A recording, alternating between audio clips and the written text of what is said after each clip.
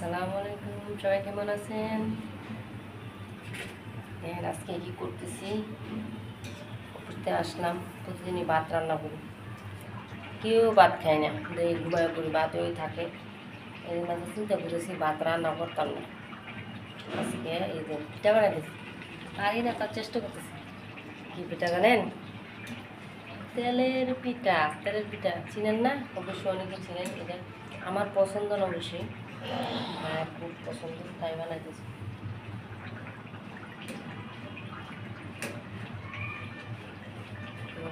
চুলার পরে গো অনেক গরম, চুলার পরে গ্যাস নেই। এই যে গ্যাস আছে দেখুন, এটা হলো বাড়িওয়ালার গ্যাস। এটা এই যেটা গ্যাস নিয়ে রেখে আমি করে গ্যাসের চুলাটা বসায় নিয়ে এই যে গ্যাস রান্না করতেছি। মানে দুনিয়ার কষ্ট পুড়ে গেছে। ও আমার সাথে কথা বলতে দেন, পুড়ে গেছে।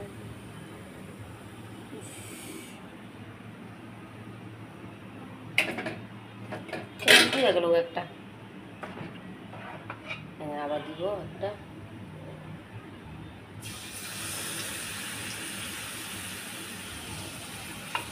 হয় না বানাইতে পারি না, চেষ্টা করতেছি।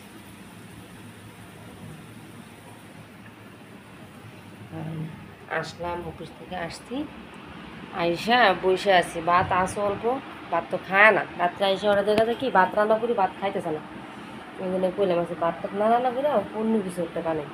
রাত্রে মতো আমিও খাই না, ও খায় না। পরে পিঠা বানাই, পিঠাটা এসে তা আসতেছে রাত্রে 10টা বাজে। রীতি রীতি ঘুরে যায়, রীতি ঘুরে যায়।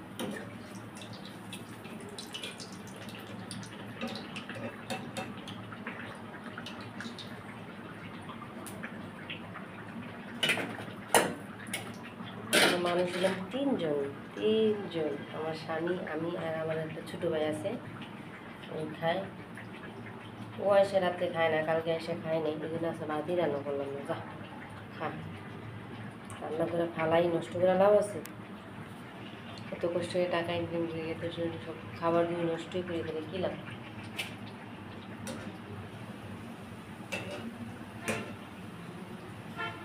করা হয়েছে পিঠা, 4টে হয়েছে, 4টে পুরা লাগছে। ভিডিও ওই জায়গায় বানিয়েছি না, এই জন্য কিলার না, চুলার পর না কিলার আসতেছে না।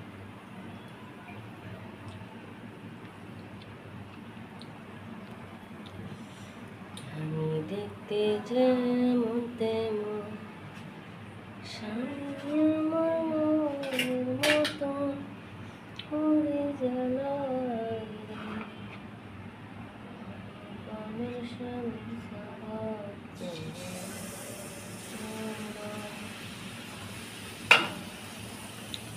Tata bye bye. আবার একদিন কথা হবে, আশ্রয় রাইখা দিই, কাজ করি, রান্না করি। আপনাদের সাথে কথা বলি, কিন্তু আমার পিঠা পুরা দিতেছে। ভালো থাকবেন, আল্লাহ হাফেজ।